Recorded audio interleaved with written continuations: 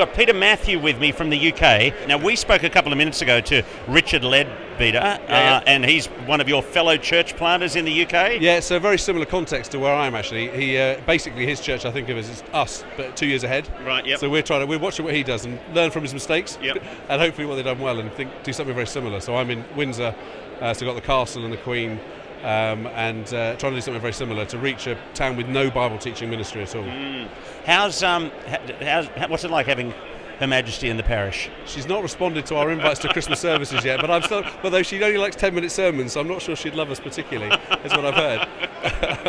Whereas you're doing exegetical preaching and systematic and all that. Yeah, very much so, very much so. Take a book of the Bible, preach it through sequentially and see what it says. I can't quite do that in 10 minutes. Right. But I can try.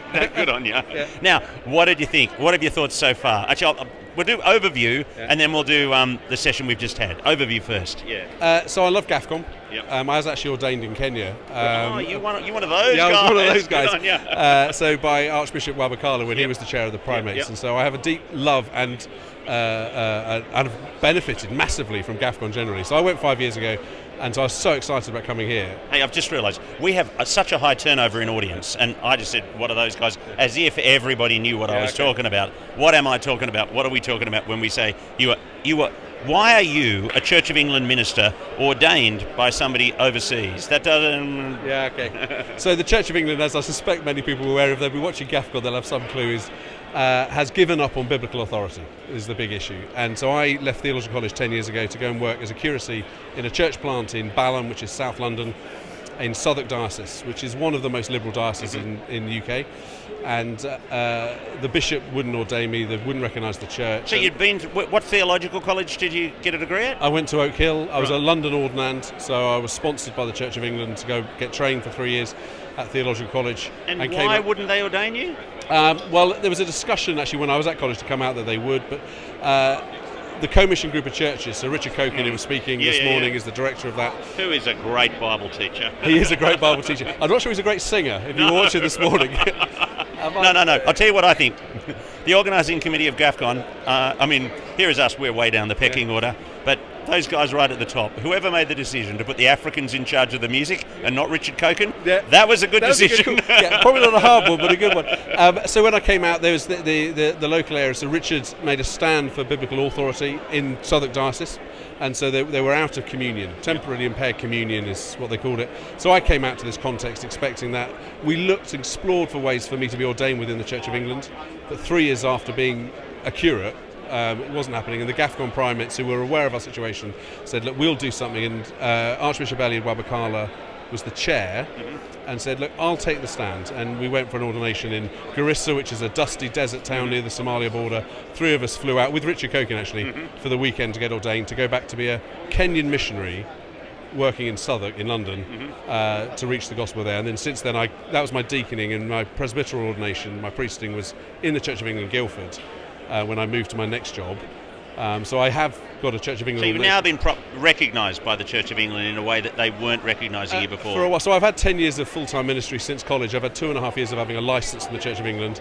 I then left that job and I'm now running the Church in Windsor, which I've been given what's called PTO, which is permission to officiate, which they basically give to retired clergy. Yeah. My church isn't recognised at all. They're working on what's called a Bishop's Mission Order, a BMO, but they keep pushing it in the long grass. We'll keep talking about it. So my church exists in someone else's parish, which isn't Bible teaching, has given up on the Bible. And so we've got no recognition of that from the Church of England, but I've just got a licence, which is helpful, because I can go to local schools and say, hi, I'm a authorised CV minister, can I do work here? And that's been brilliant. I have had that opportunity. But it's the Church of England itself is verbally, very nice, lovely to have you, but won't do anything. There's no action. Now, Archbishop Stanley, this morning, what did you make of all that? Oh, it's just amazing to say, look, we're going to stand firm and not succumb, and we recognise what's truth, and we can't coexist, as Nicholas Oko was saying yesterday. You can't walk together and say, oh, it's all lovely, when actually that's pluralism. He's like, we can't say that's black and that's white and think that's the same. That's ridiculous. So them to say, we're standing with brothers who are faithful to the gospel, ACNA thing, that was a wonderful moment to say, we're not going back in until they recognise these guys are true Anglicans. And also the message of the week, actually, very much, we're not going anywhere. This is authorised Orthodox historic Anglicanism, and the revisionists are the schismatics, because they've left the faith in that sense, and that's been really encouraging. So keep going, tell the gospel in your context. How's your prayer group? Tell us about the little Bible group that you're meeting with. Yeah. So genuinely, that's when we heard about that a few weeks ago. I was so thrilled, because one of the highlights from 5 years ago was just sitting at dinner at lunchtimes and with a Brazilian, a Nigerian, an Aussie, and just finding about context and knowing we were kind of forced to sit with these guys and pray with them. It's been wonderful. So I got a Nigerian bishop and a Rwandan bishop.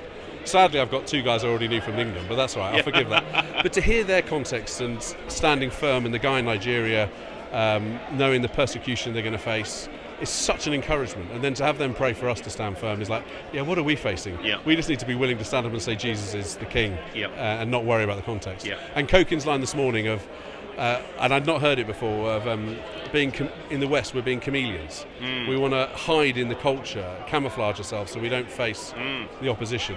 That's amazing to say, actually, no, we don't want to be chameleons. We want to stand, be a beacon to light for the gospel. So these guys are really encouraging. Great. So I'm loving that. Thanks very much for talking to us, and we'll let you go and get on the bus. Thank you. Cheers. You're watching the live stream from Gafcon.